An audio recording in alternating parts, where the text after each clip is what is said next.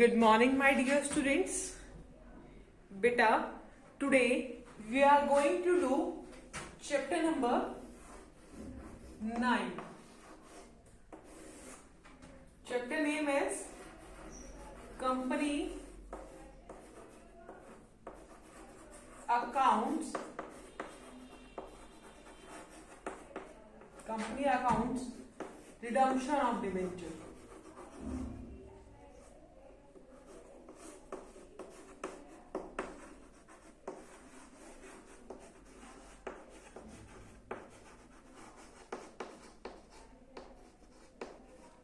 Today is 30 date 12 month 2020. Okay, which day today? Wednesday.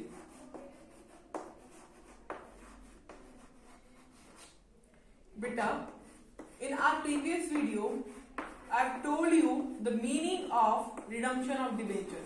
Meaning of redemption of debenture. Okay, what does it mean? Repayment of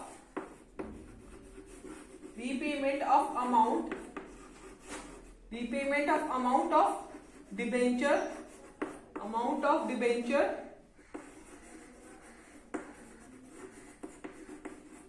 to debenture holder.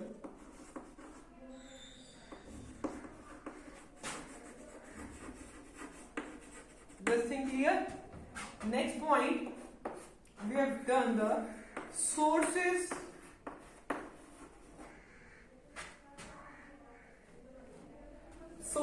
of finance. Sources of finance for redemption of debenture. Okay, clear to you, bacha? There are three sources: redemption out of capital, redemption out of profit, redemption out of capital and profit. Okay, after that, one of the important term DRR. Okay, now this topic we have done. Today we will do the entry for DRR and what does DRR and DRI means. Okay, DRR means debenture redemption reserve. Why does the company create this reserve? The company create this reserve 1 year before to the redemption. Clear to you? And why does the company make this reserve? Because at the time of redemption, if there is any deficiency or if there is any need of money, then we will take the amount from this debenture redemption reserve. इस reserve से हम उस time पे amount ले लेंगे redemption के time पे. Clear to you? Now let's see in this out of capital and out of profit, these are the two sources. What are these sources है ना, ये हमने ऊपर पढ़े. आउट ऑफ कैपिटल में 10% जो होगी अमाउंट वो जाएगी DRR में. क्लियर? आउट ऑफ कैपिटल में इसमें 100% अमाउंट जाएगी कहां पर? DRR में. प्रॉफिट, अगर आउट ऑफ प्रॉफिट लिखा होगा क्वेश्चन में तो आपकी 100% अमाउंट जाएगी DRR में. ठीक है, अब आउट ऑफ कैपिटल होगा तो 10% अमाउंट जाएगी DRR में. Clear to you? नाउ अब अमाउंट जो जा रही है उसकी एंट्री हम करेंगे. ठीक है, हम क्या करेंगे? आप एंट्री सीखेंगे कि DRR की अमाउंट हमें कैसे ट्रांसफर करनी है. देखो बच्चा,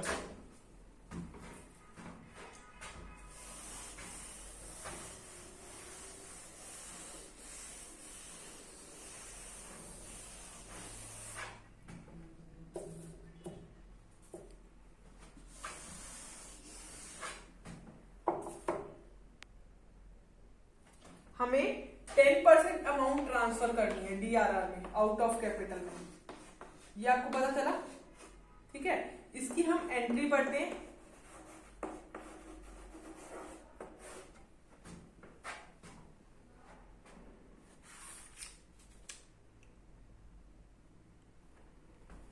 क्या एंट्री होगी? Surplus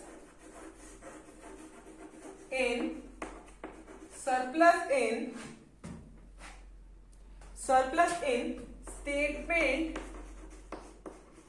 of profit and loss account debit to, कहां जाएगी अमाउंट? DRR। आप DRR शॉर्ट फॉर्म में नहीं लिखोगे, आप लिखोगे debenture redemption reserve. Clear to you? This one is the entry for DRR when 10% amount is transferred to DRR. Okay. After transferring of the amount to DRR, you have to do one more thing. ये entry तो हम 1 year before कर रहे हैं, but at the time of redemption, जब redemption हो गई, clear, then the amount of DRR is transfer to general reserve.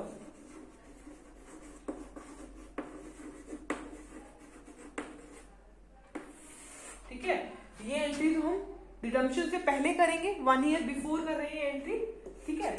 उसके बाद जब रिडम्पशन, जिस डेट पे रिडम्पशन होगी उस डेट पे हम क्या करेंगे? DRR की अमाउंट जो होगी वो ट्रांसफर करके जनरल रिजर्व में डाल देंगे। उसकी एंट्री देखो, ट्रांसफर की अमाउंट DRR से जनरल रिजर्व में। ओके, क्या करना है? एंट्री क्या होगी? DRR mean debenture redemption reserve account debit to general reserve. इसकी क्या entry? DRR account debit to general reserve. इसमें क्या लिखेंगे? Transfer of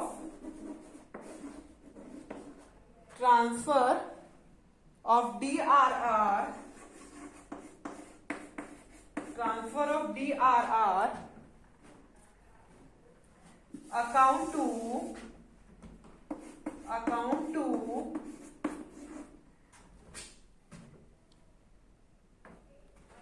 general reserve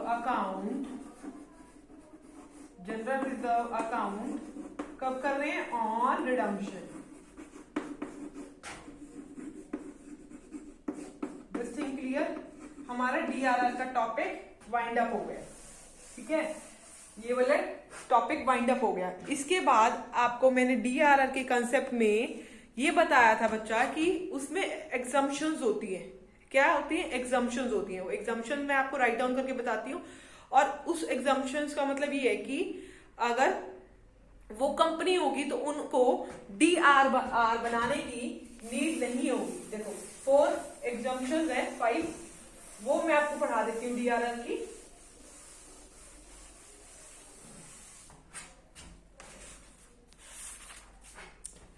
exemptions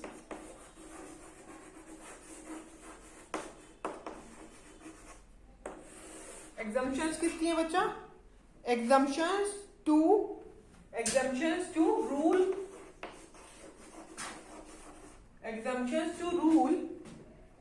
of creating DRR। Now अब जो कंपनी की नेम में लिखूंगी उनको DRR बनाने की नीड नहीं होगी, ठीक है।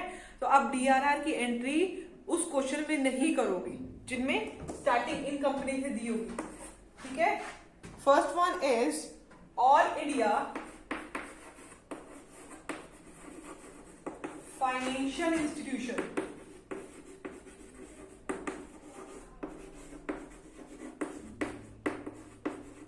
All India financial institution regulated by RBI, regulated by Reserve Bank of India, Reserve Bank of India।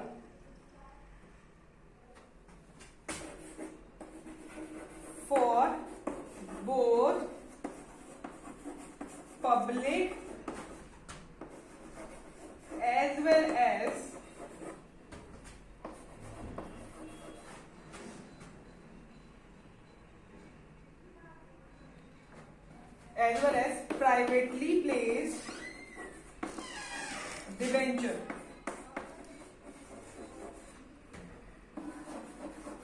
This one is the first exemption. In this, there is no need to create DRR, debenture redemption reserve. Second one is banking company. Second one is banking company. Banking companies. Banking companies ऐसे ही आएगा for both public as well privately placed debenture. Clear?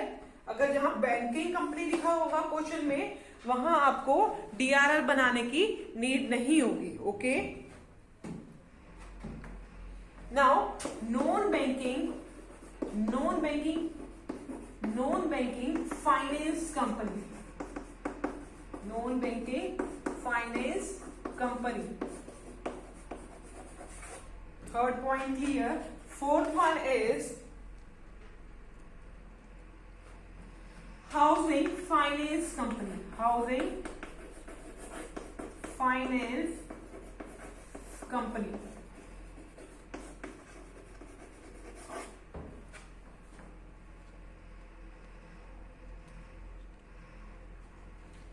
Which is registered with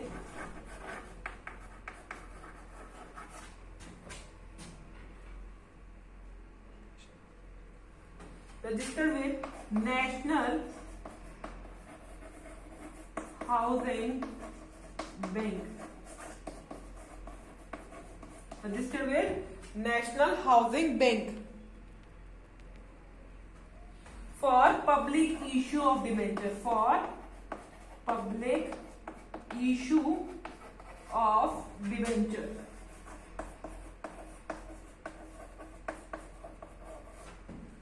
Last and fifth point, other listed company. It means that listed company are those company whose stock are traded on stock exchange.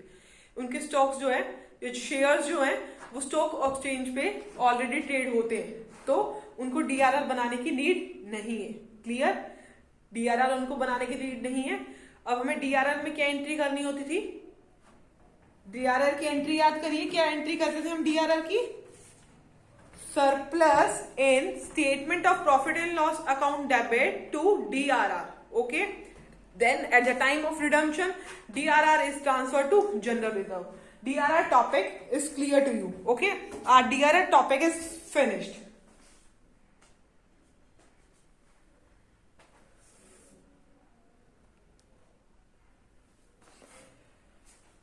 Now I am going to tell you about the DRI topic. DRI.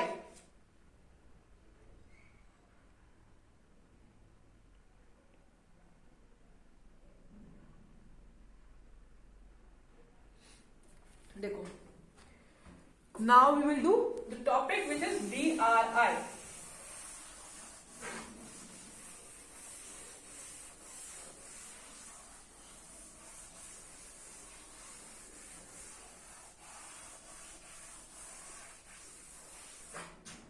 Okay. DRI. DRI means debenture redemption investment. In previous debenture redemption reserve, you have seen only the unlisted company have to make DRR.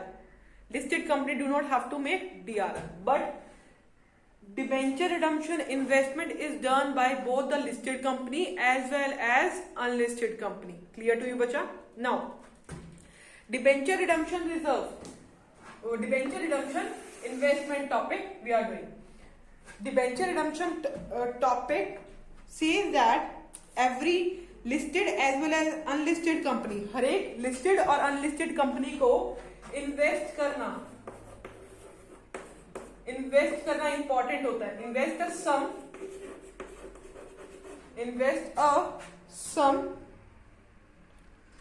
Invest करना जरूरी होता है। Sum which should not be less than, which shall not be less than 15%, means 15% amount invest करना listed और unlisted company को जरूरी है। Okay, of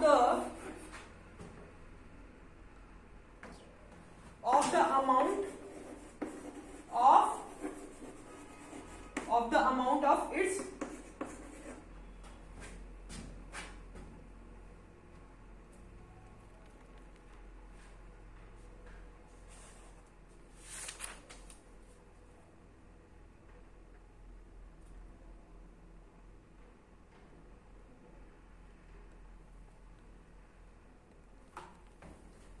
debenture to be redeemed.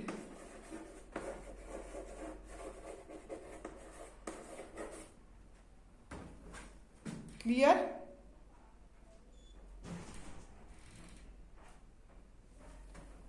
Okay, redeemed। देखिए, अगर 2 लाख डिबेंचर रिडीम हो रहे हैं, इसका डीआरआर जो होगा वो हम बनाएंगे 10%, मीन्स 20,000। डीआरआर समझ आया? डीआरआई क्या कहते हैं? हर एक लिस्टेड और अनलिस्टेड कंपनी को 15% इन्वेस्टमेंट करनी जरूरी है। 15% इन्वेस्टमेंट करनी जरूरी है। डीआरआर बना लिया 15, ये 10%, 20,000 हो गया। हर एक कंपनी को डीआरआई करनी जरूरी है। कितनी परसेंट? 15% इन्वेस्टमेंट करेगी। कौन सी डेट को करेगी? 30 अप्रैल को करेगी। ठीक है, रिडम्पशन से 11th मंथ पहले डीआरआई बनाना जरूरी है हर एक कंपनी को, 11th मंथ पहले। ठीक है, डेट कौन सी होनी चाहिए? 30 अप्रैल। डेट कौन सी होनी चाहिए? 30 अप्रैल, 11th month before the redemption. ठीक है, और रिडम्पशन के टाइम पे क्या होगा? रिडम्पशन के टाइम पे जो ये अमाउंट हमने इन्वेस्ट करी थी, ये जो हमने अब अमाउंट इन्वेस्ट करी थी, उसको क्या करवा देंगे? इन कैश करवा देंगे। इन कैश का मतलब हम पैसा वापस ले लेंगे। ठीक है, इन्वेस्टमेंट दे देंगे और पैसा वापस ले लेंगे। इसकी 2 एंट्री होती है, वो भी मैं आपको समझाने वाली हूँ। पहले देखिए, डीआरआर बना दिया, तो डीआरआई कितना बनाना था? देखो, 2 लाख का 15% करो, कितना डीआरआई बनेगा?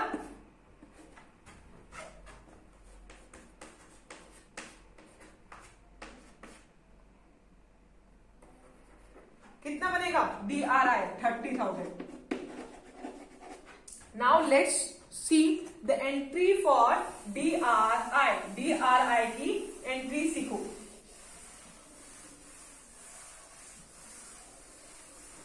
There will be 2 entries for DRI।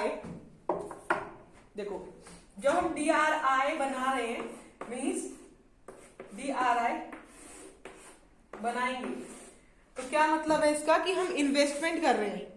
Okay, investment कर रहे हो तो क्या एंट्री होगी? Debenture redemption investment account debit. Investment पूरा लिखना, अकाउंट डेबिट। ठीक है, इन्वेस्टमेंट आएगी और बैंक से हमारा पैसा चला गया, तो ये एंट्री होगी डिबेंचर रिडम्पशन इन्वेस्टमेंट की। इसमें क्या लिखोगे? Investment made. इन्वेस्टमेंट करोगे, इन्वेस्टमेंट मेड कितनी करोगे? एट 15%। 15% पे अभी हमने इन्वेस्टमेंट करके दिखाई थी 2 लाख डिबेंचर पे। 15% of the face value, 15% of the face value पे 2 लाख फेस वैल्यू थी, उस पर 15% निकाली थी। फेस वैल्यू किसकी? Of debenture, face value of debenture जो रिडीम हो रहे हैं, इशू वाली नहीं, face value of debenture to be redeemed, to be redeemed.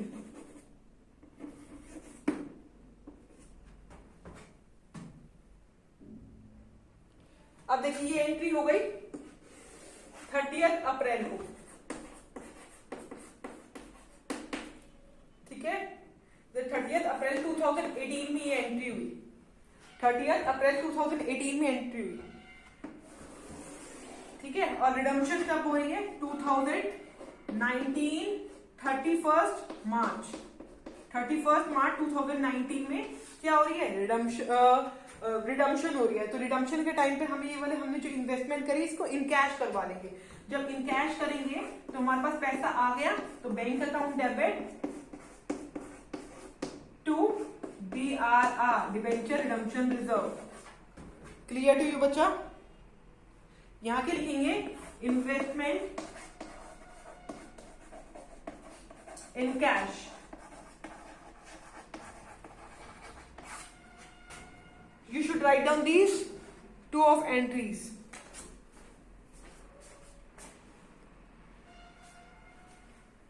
Now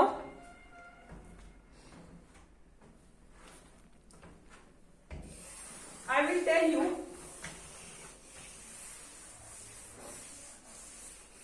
the methods. Now there are two methods. There are 4 methods बच्चा। अब 4 methods होते हैं of redemption of debenture. Methods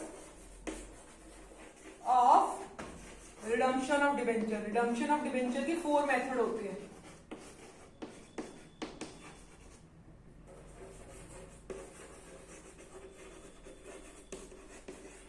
redemption of debenture के 4 methods होते हैं। What are that? First method is lump sum payment. Lump sum payment means at the time of maturity का time आया तो हमने सारे डिबेंचर रिडीम करके एक बारी में उनको पेमेंट कर दी। lump sum payment method, okay? lump sum payment method at the end of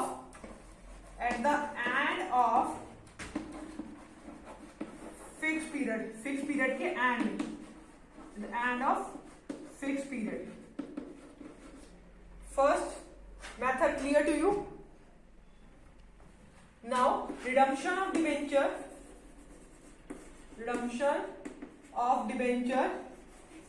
redeem करेंगे हम डिबेंचर इन इंस्टॉलमेंट्स। जैसे अब 20 लाख डिबेंचर्स हैं तो 20 लाख डिबेंचर को एक बारी में रिडीम नहीं करेंगे, ठीक है। जैसे 5 इंस्टॉलमेंट में रिडीम कर रहे हो, क्लियर? अगर 20 लाख को 5 इंस्टॉलमेंट में रिडीम कर रहे हो means 4 lakh, first instalment 4 lakh, next one is 4 lakh, next one is 4 lakh, ठीक है। इस मेथड को दूसरा नाम जो दिया गया है वो है by draw of lots, by draws of lot. Now, what is third one? Third one कौन सा मेथड है? Third one method says that by purchase of own debenture, by purchase, जब हम परचेज कर लेते हैं हमारे खुद के debenture in open market, by purchase of debenture, own debentures in open market, by purchase of debenture in its, by purchase of its own debenture, खुद के डिबेंचर परचेज करेंगे कहां पर? ओपन मार्केट में। Clear to you? Third point. Next fourth and last is by conversion into share. जब debenture को हम convert कर लेंगे शेयर्स में, 2 तरीके के शेयर्स होते हैं, इक्विटी शेयर्स में कन्वर्ट कर लेंगे या प्रेफरेंस शेयर्स में कन्वर्ट करते हैं, okay. These are the methods of redemptions. What are these? Methods of redemption.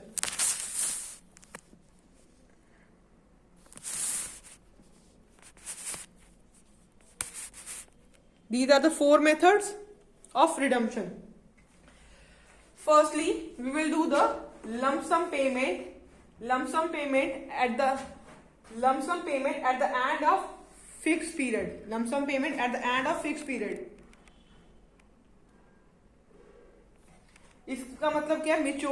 जब मेच्योरिटी पीरियड आएगा उस पे क्या करेगी कंपनी सारे अमाउंट लंप सम मनी दे देगी एक बारी में, ठीक है. Company will redeem whole of its debenture in lump sum at the expiry of specified period. Okay बच्चा.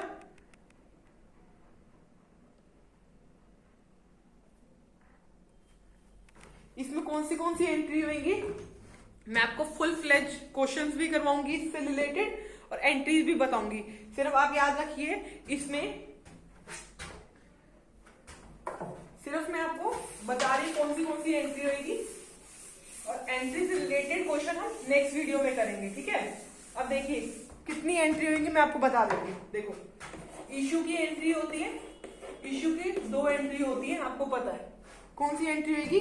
इश्यू की स्टार्टिंग की 2 एंट्रीज होती है, वो आपको पता है, ठीक है. इसके बाद हम DRR की एंट्री करते हैं, जो मैंने आपको अभी सिखाई. DRR की एंट्री करेंगे जो मैंने आपको अभी सिखाई, ठीक है. DRR की एंट्री, एक एंट्री DRR की हुई. डिबेंचर रिडम्पशन इन्वेस्टमेंट की एंट्री सिखाई मैंने आपको अभी.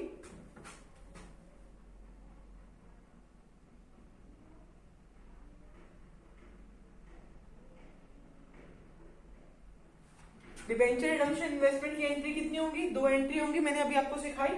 उसके बाद आपको पता है रिडम्पशन की एंट्री होती है. रिडम्पशन की एंट्री होती है. रिडम्पशन की कितनी एंट्री होती है? 2 एंट्री होती है, वो हम कर चुके हैं. Clear to you? Next entry कौन सी होती है? नेक्स्ट एंट्री लास्ट एंट्री होती है, जो हम अमाउंट जो होते हैं वो ट्रांसफर करते हैं जनरल रिजर्व में.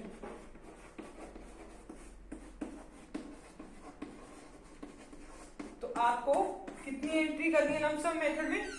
2 to 4 5 6 7 8 टोटल 8 एंट्रीज करनी है.